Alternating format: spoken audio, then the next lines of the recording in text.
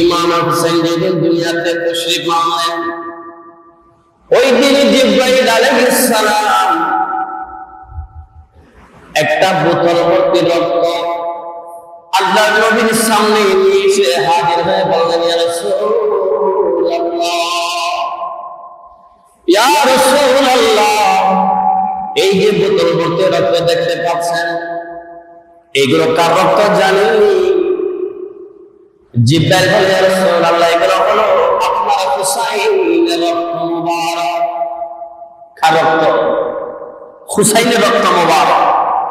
হুসাইন রাদিয়াল্লাহু আনহু মাত্র দুনিয়াতে তশরিফ এনেছে, মানে ভূমিষ্ঠ হয়েছে, দুনিয়াতে আগমন হয়েছে।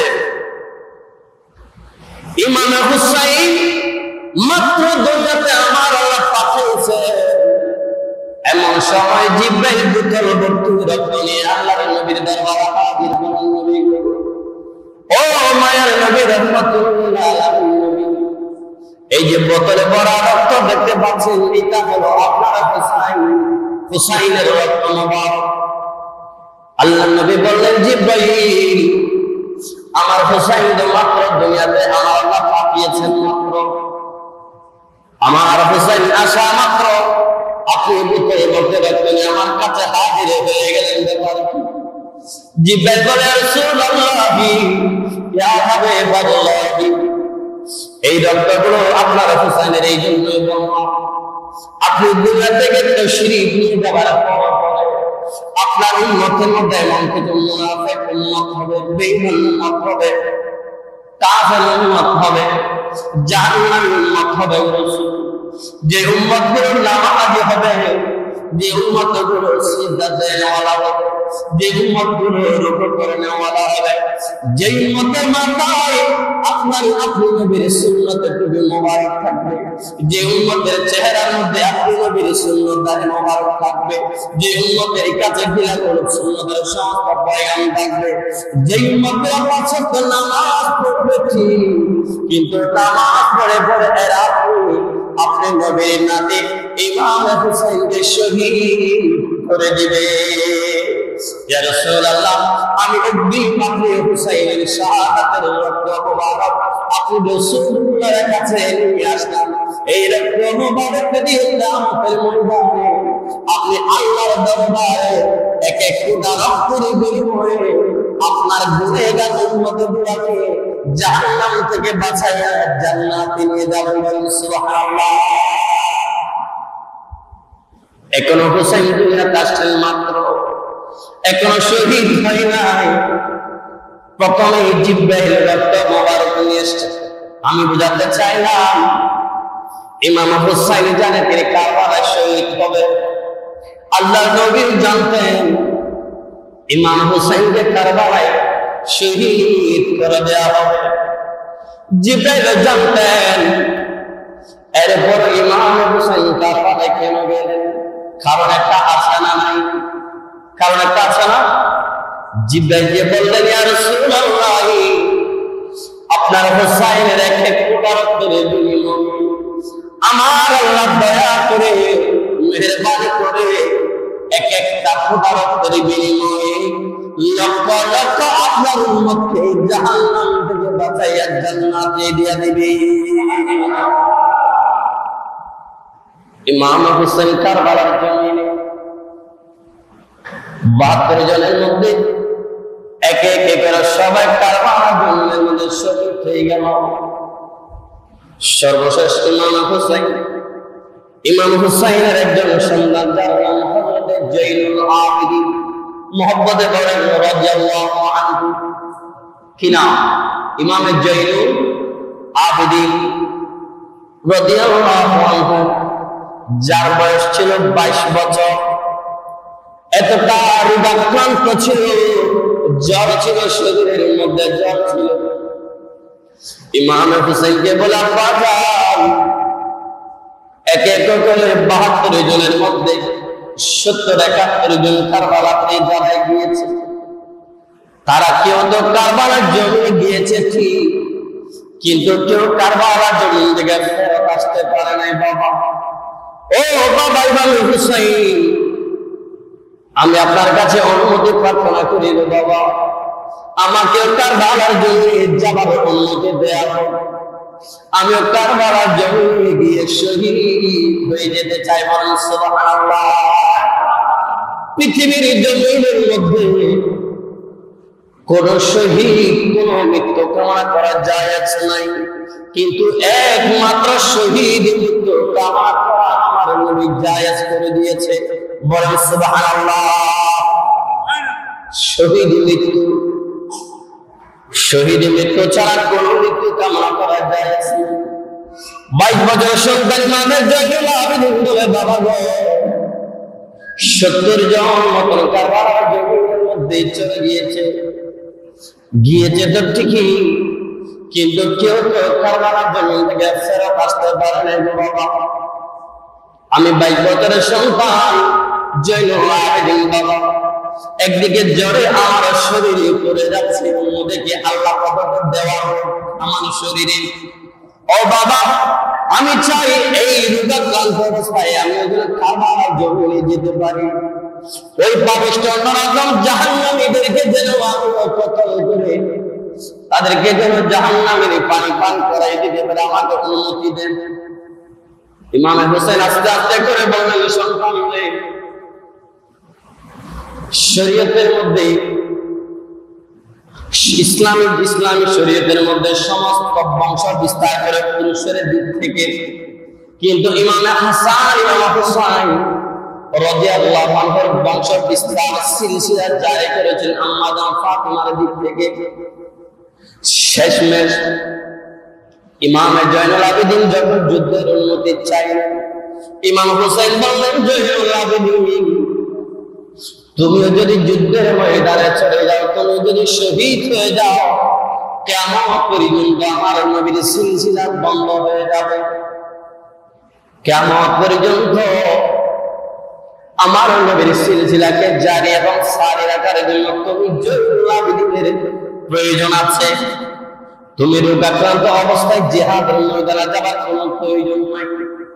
তুমি এই জিহাদের ময়দান থেকে সোজা মদিনাতুল মুনাওয়ারায় চলে যাবা। আমি তোমাকে যুদ্ধের অনুমতি দিলাম না, কিন্তু তোমাকে আমি নাজানের কদমে সুপর্দ করলাম। ইমাম হুসাইন জয়নুল আবেদিনকে বুকে জড়িয়ে ধরলেন, বুকে জড়িয়ে ধরে রূহানি জাহির বাতিনি যত খেলাফত দেয়া দরকার, ওই ইমাম হুসাইন খেলাফত বলে ইমাম জয়নুল আবেদিনকে দিয়ে দিয়েছেন। বলেন সুবহানাল্লাহ। খেলাফত, ইমামত, খেলাফতের দায়িত্ব, ইমামতের দায়িত্ব,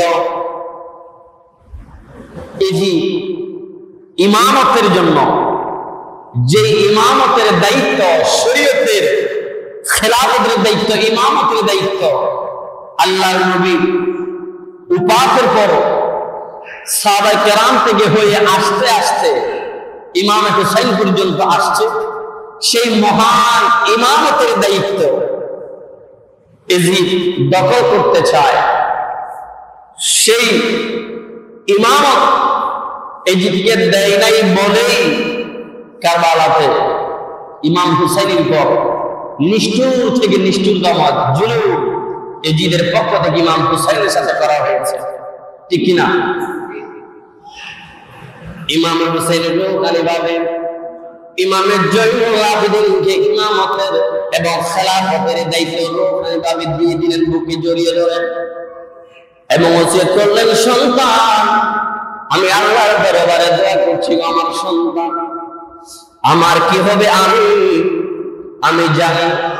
এই পর্যন্ত কারবালার জমিনে যারা গিয়েছে কেউ তো ফেরত আসতে পারে নাই, আমি ইমাম হুসাইন ফেরত আসতে পারবো না। ও জয়নুল আবেদিন তুমি নানাজানের রওজা শরীফে চলে যাবে। আমি আল্লাহর দরবারে দোয়া করি তোমার কোনো কিছুই হবে না, আল্লাহ তোমাকে সহি সালামতে আমার নবীর রওজা পর্যন্ত পৌঁছায়া দিবেন। বলেন সুবহানাল্লাহ। আমি দোয়া করে দিলাম, ইমাম হুসাইন বলে আমি তোমার জন্য দোয়া করব, তুমি নানাজানের রওজা মুবারকের মধ্যে চলে যাও। নানাজানের রওজা মুবারকে গিয়ে সর্বপ্রথম মানে হুসাইনের একটা সালাম আমার নানা জানের কদমের মধ্যে পৌঁছায়া দিবে, বলেন সুবহানাল্লাহ। এবং কারবালাতে যা যা কিছু তুমি দেখেছো, যা যা কিছু শুনেছ, এই যে বাহির 22,000 সৈন্যের নির্মম নির্যাতন তুমি যা তুমি চোখে দেখেছ, এই নির্যাতনের কথা আমার নানা জান রহমাতুল আলামিনের কাছে তুমি সরাসরি বলে দিবা। এই বলে সন্তানকে আস্তে করে বুঝিয়ে দিলেন। এরপর ইমাম হুসাইন তাবুর মধ্যে দেখলেন ইমাম হুসাইনের বিবি জান আমাদের আম্মা জান শাহবানু রাদিয়াল্লাহু আনহা, ইমাম হুসাইনের বোন জয়নব রাদিয়াল্লাহু আনহা সবার দিকে একটা মায়ার নজর দিলেন। সবার চোখের পানিগুলো টলমল টলমল করছে। ইমাম হুসাইন বলে, ও পরদানশীল আমার কন্যা বিবিগণ, শোনো শোনো, আমি কারবালার জমিনের মধ্যে বিদায় নিতে চলেছি, চলে যেতে যাচ্ছি। আমি তোমাদেরকে কয়েকটা উপদেশ দিই। 1 নম্বর উপদেশ হলো, তোমরা বিপদে জড়িয়ে ধারণ করবা। সুবহানাল্লাহ। আল্লাহর কোরআন বলে বিপদে জড়িয়ে ধরতে হবে, এই শিক্ষাটা খাও। আল্লাহকে বলেছেন প্র্যাকটিক্যালি ধৈর্যের পরিচয় দিয়েছেন ইমাম হুসাইন। ইমাম হুসাইনকে সবাইকে বলেন ধৈর্য ধারণ করবে, বিপদে আপদে সবর করবে, আমার আল্লাহর উপর তাওয়াক্কুল করবে। ইমাম হুসাইন যখন উপদেশগুলো দিচ্ছেন, তখন সমস্ত ওই তাঁবুর ভেতরে যারা ছিল সবার চোখের পানিগুলো টলমল টলমল করছে। ইমাম হুসাইন নিজেকে ধৈর্যের পাহাড় হিসেবে নিজেকে পরিচয় দিয়েছেন। ইমাম হুসাইন যুদ্ধের প্রস্তুতি নিচ্ছেন। মাথা মুবারকের মধ্যে নানা জান রহমাতুল্লাহ আলামিনের পাখি মুবারক মাথায় বাঁধলেন। শহীদ সোহাদা হযরতে হামজা রাদিয়াল্লাহু আনহুর একটা ঢাল ছিল, যে ডাল যুদ্ধের ময়দানে তীরের আঘাত থেকে, যে কোনো আঘাত থেকে বাঁচার জন্য ব্যবহার হতো। ওই ঢালটা ইমাম হুসাইনের পিঠে বাঁধলেন। ইমাম হাসান রাদিয়াল্লাহু আনহুর একটা কোমর বন্ধু ছিল। বড় ভাই ইমাম হাসান রাদিয়াল্লাহু আনহুর কোমর বন্ধীটা ইমাম হুসাইন কোমরে বাঁধলেন। এবং সর্বশেষ মওলাই কায়নাত শেরে খোদা আলী রাদিয়াল্লাহু আনহুর একটা জুলফিকার তলোয়ার ছিল। ওই তলোয়ার কানা হাতে নিলেন, হাতে নিয়ে রওনা দিলেন যুদ্ধের ময়দানে। যেই মাত্র ঘোড়ায় উঠবে, বোন জয়নব বললেন, ভাইজান আমার 71 জন, 70 কিংবা 71 জন আহলে বাইত সহ সাহাবায়ে কেরাম কারবালার জমিনে গিয়েছে। কেউ তো কারবালার জমিন থেকে ফেরত আসে নাই। তুমিও ফেরত আসবে না, এটা জানি। সবাইকে তুমি বিদায় দিয়েছ, কিন্তু তুমি হুসাইনকে বিদায় দেওয়ার কেউ নাই। আমি বোন জয়নব, ও ভাই, তোমাকে আমি বিদায় দেওয়ার জন্য মনস্থ করলাম। একে একে করে তুমি তো সবাইকে বিদায় দিতে পেরেছ, কিন্তু তোমাকে বিদায় দেওয়ার কেউ নেই। ইমাম হুসাইন বলে সান্ত্বনা দিলেন বোন জয়নব, বলে ভাইজান, আপনি সবার ঘোড়ার লাগাম ধরে আপনি সবাইকে বিদায় দিয়েছেন, আপনাকে বিদায় দেবার তো কেউ নেই ভাইজান। আমি ঘোড়ার লাগামটা ধরলাম, আপনি ঘোড়ায় আরোহণ করেন, আপনি জিহাদের ময়দানে যাবেন, ফেরত আসার কোনো চান্স নাই। আপনি যেদিন দুনিয়াতে সেই বাবার আল্লাহ পাঠিয়েছিল, ওই দিন জিব্রাইল বোতল ভর্তি রক্ত নিয়ে আল্লাহর নবীর কাছে এসে বলেছিলেন, ইয়া রাসূলুল্লাহ, আপনার কলিজার টুকরা নাতি, যেই নাতি আল্লাহ নবী সিজদায় গেলে ইমাম হুসাইন কাঁধ মুবারকের মধ্যে উঠে যাইত। ইমাম হুসাইন যতক্ষণ নামতো না, ততক্ষণ আমার নবী সিজদা থেকে মাথা মুবারক তুলতো না। সুবহানাল্লাহ। আমরা সিজদায় গেলে একবার 3বার 5বার 7বার তাসবিহ করি, সুবহান রাব্বিয়াল আ'লা, সুবহান রাব্বিয়াল আ'লা, সুবহানা রাব্বিয়াল আলা বলে বলে সিজদাতে তাসবিহ পড়ি। আল্লাহ নবী সিজদার মধ্যে গেলেন, আল্লাহ নবী তাসবিহ পড়া শুরু করলেন। ইমাম হোসেন রসিকতা করে আল্লাহর নবী কাঠ মোবারকের মধ্যে চড়ে বসলেন। আল্লাহ নবী তিনবার বলে, ইমাম হুসাইন নামে না, আল্লাহর নবী পাঁচবার বলে, ইমাম হুসাইন তবুও তো নামে না, আল্লাহর নবী সাতবার তাসবিহ পড়ে, তবুও তো ইমাম হুসাইন নামে না। এইভাবে পড়তে পড়তে আল্লাহর নবী সিজদার মধ্যে সুবহানা রাব্বিয়াল আলা, সুবহানা রাব্বিয়াল আলা, সুবহানা রাব্বিয়াল আলা পড়তে পড়তে 100 বার পর্যন্ত তাসবিহ পড়লেন। পড়ার পরে ইমাম হুসাইনের মন যখন ভাঙলো, ইমাম হুসাইন আমার নবী সিজদাতে থাকা অবস্থায় কাঠ মোবারক থেকে ইমাম হুসাইন নামলেন। তারপরে আমার নবী সিজদা থেকে মাথা মোবারক তুলেছিলেন। বলেন না সুবহানাল্লাহ। যারা সিজদার মধ্যে থাকলে, যাদের সিজদার মধ্যে যে ইমাম হুসাইন আল্লাহর নবীর সিজদা অবস্থায় কাঠ মোবারকের মধ্যে চড়ে বসে, আমার নবী যদি ইমাম হুসাইন না নামা পর্যন্ত যদি আল্লাহর নবী যদি 1000 বার পড়া প্রয়োজন হতো, আল্লাহর নবী 1000 বার তাসবিহ পড়তেন, তবু ইমাম হুসাইনকে কাঠ মোবারক দিয়ে নামাই দিতেন না। ওটাই ছিল ইমাম হুসাইন। কত মহব্বত, কত মহব্বত, কত মহব্বত! যে মহব্বতের ভাষা পৃথিবীর জমিনের মধ্যে কেউ দেখাতে পারবে না। আল্লাহ নবী বললেন, আল্লাহর নবী ইমাম হাসান, ইমাম হুসাইনকে, ইমাম হাসানকে ডান লানের উপর বসাইলেন, ইমাম হুসাইনকে বাম লানের উপর বসাইলেন।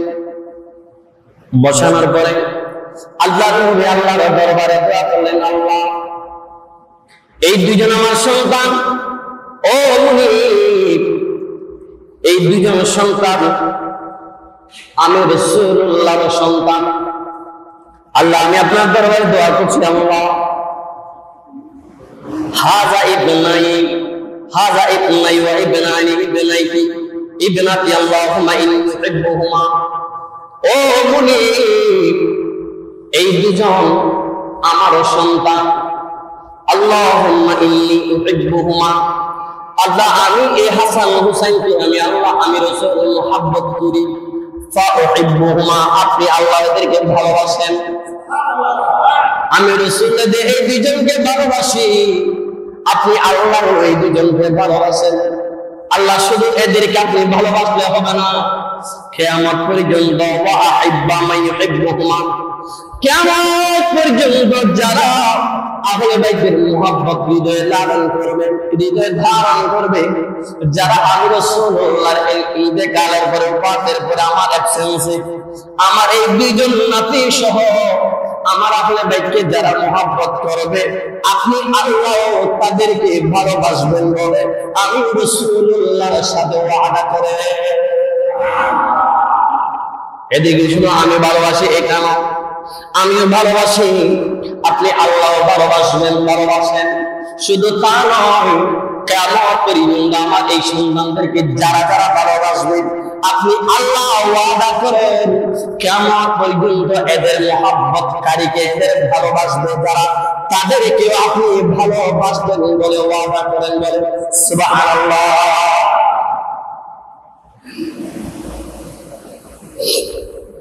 এত মহব্বতের ইমাম হুসাইন, ইমাম হাসান, ইমাম হুসাইন রাদিয়াল্লাহু আনহু।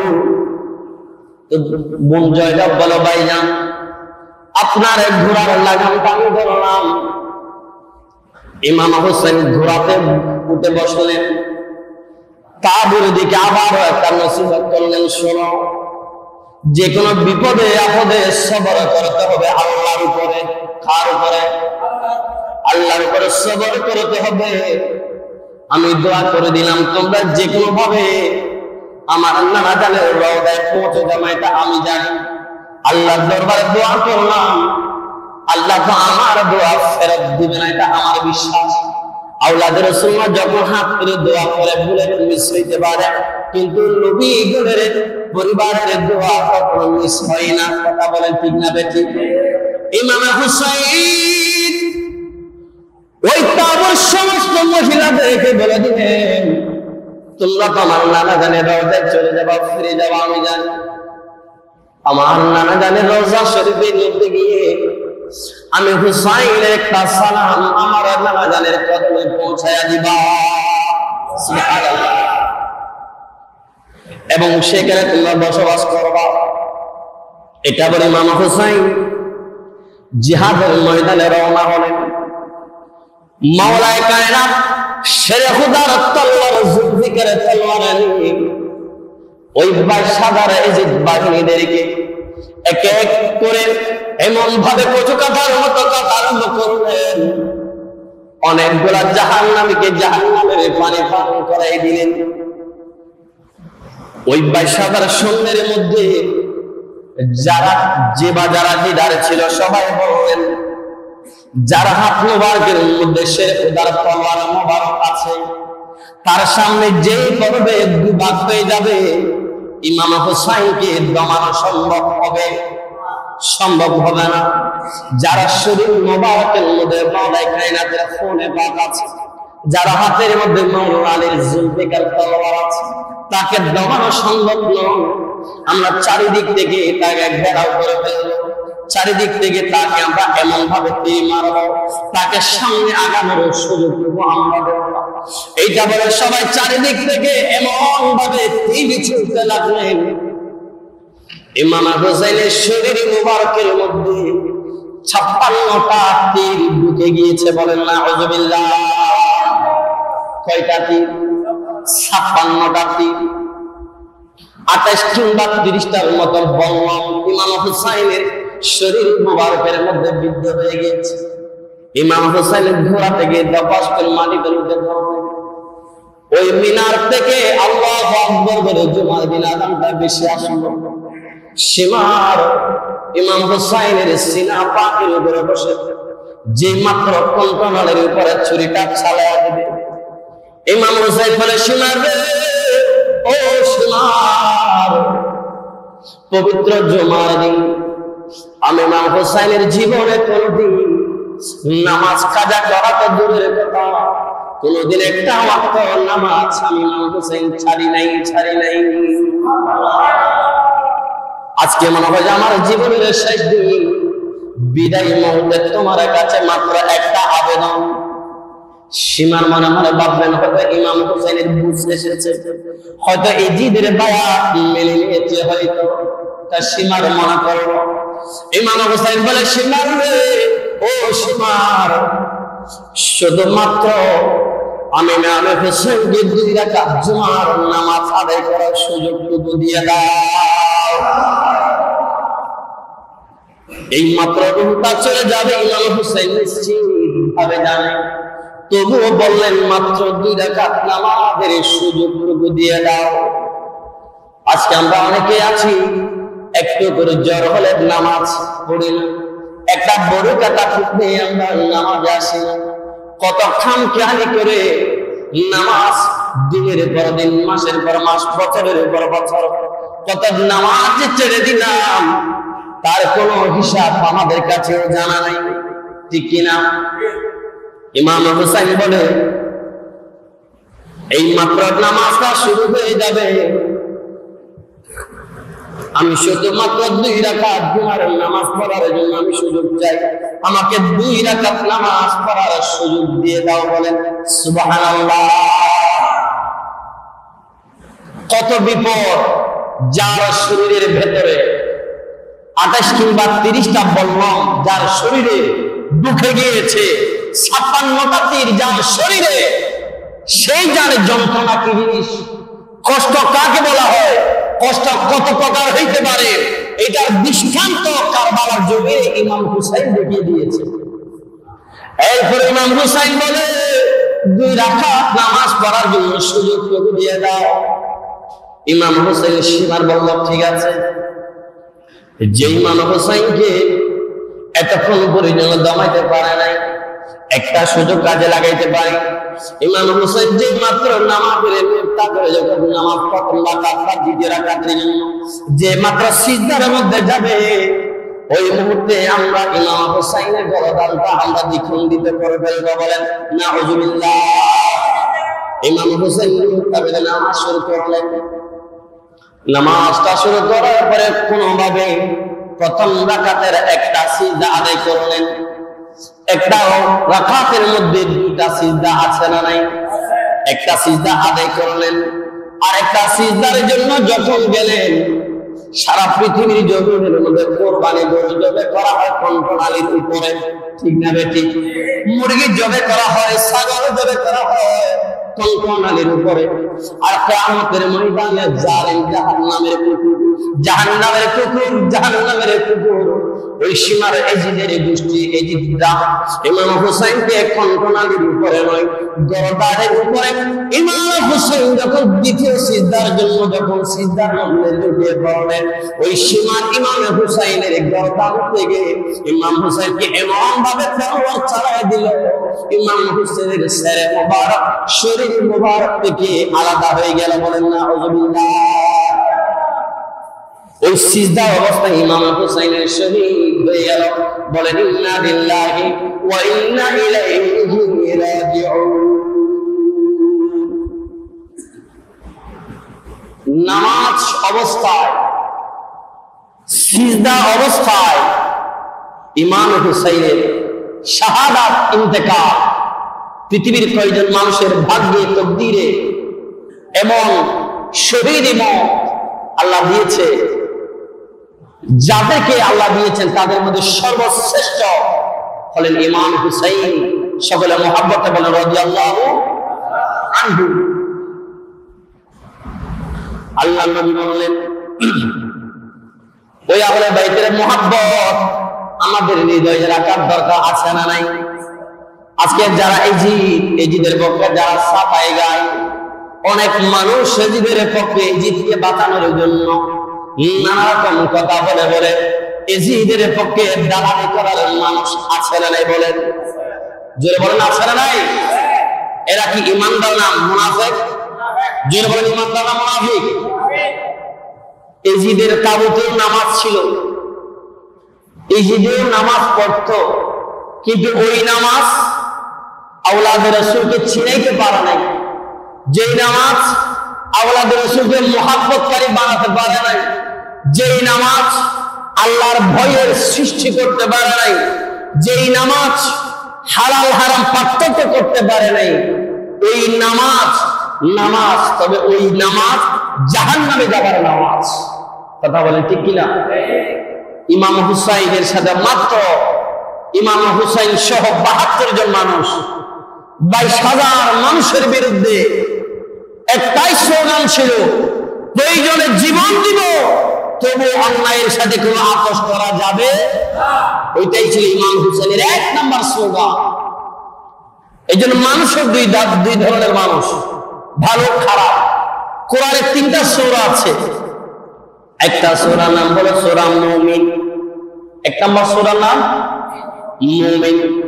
২ নম্বর সূরার নাম হলো মুনাফিক। কোরআনের মধ্যে আছে না নাই? ৩ নম্বর সূরার নাম হলো সূরা মুনাফিক। সূরা কাফিরুন কয়টা গেল? ৩টা। সূরা মুমিন, সূরা মুনাফিক, সূরা কাফিরুন, ৩টা সূরা কোরআনের মধ্যে আছে না নাই? এই জন্য মানুষ ৩ শ্রেণীর মানুষ হবে। যারা মুমিন, আল্লাহ কোরআনে সাক্ষী দেয়, ইন্নাল ইয়া আইয়ুহাল্লাযীনা আমানু ওয়া আমিলুস সালিহাত। ১ নম্বর আল্লাহ বলেছেন ইয়া আইয়ুহাল্লাযীনা আমানু, আমানু আমানু, যারা ঈমানদার তারা ঈমান আনার পরে ওয়া আমিলুস সালিহাত, ভালো ভালো কাজ করতে হবে। শুধু ঈমান আনলে হবে না, ঈমান আনার পরে যেটা ১ নম্বরে করতে হবে সেটার নাম হলো আমিলুস সালিহাত, ভালো কাজ করতে হবে। ঈমান রাখার পরে যদি খুব ভালো কাজ করে, তাহলে তাদের জন্য বললেন লাহু জান্নাতুন তাহতা লাহুম জান্নাতুন তাজরি মিন তাহতিহাল আনহার, তাদের জন্য জান্নাত, ওই জান্নাতের নিচে রয়েছে নহর। সুবহানাল্লাহ। তাহলে ১ নম্বরে রাখতে হবে ঈমান। ঈমান ছাড়া আমাদের কোনো বুদ্ধি আছে নাকি? ঈমান ছাড়া আমলের কোনো দাম আছে নাকি? ঈমান না থাকলে আমল দিয়ে কাজ কি? কথা বলে ঠিক কিনা? এজিদের যদিও বা যারা বলে এজিদ নামাজ পড়তো, মানলাম এজিদে নামাজ পড়তো, কিন্তু ঈমান তো ছিল না। ওই ঈমান ছাড়া নামাজ দিয়ে কাজ কি? কথা বলেন, ঈমান ছাড়া নামাজ দিয়ে কাজটা কি? অত বেশি নামাজ, রোজা, হজ, যাকাত, দান, সদকা কোনো কাজে আসবে না যদি ঈমান না থাকে। আল্লাহ নবীর একটা হাদিস দিয়ে শেষ করতে চাই। আল্লাহর কোরআন বলেন, قُلْ لَا أَسْأَلُكُمْ عَلَيْهِ أَجْرًا إِلَّا الْمَوَدَّةَ فِي الْقُرْبَى। আল্লাহ নবী আল্লাহর কোরআন বললেন, কোরআনটা আল্লাহর, কিন্তু কথাটা আমার নবী। সুবহানাল্লাহ বলেন। কোরআন কার? যে কথা কোরআন কার? এই কোরআনের আয়াতগুলো দিয়েছেন তিনি কে? আল্লাহ কোরআন দিয়েছে।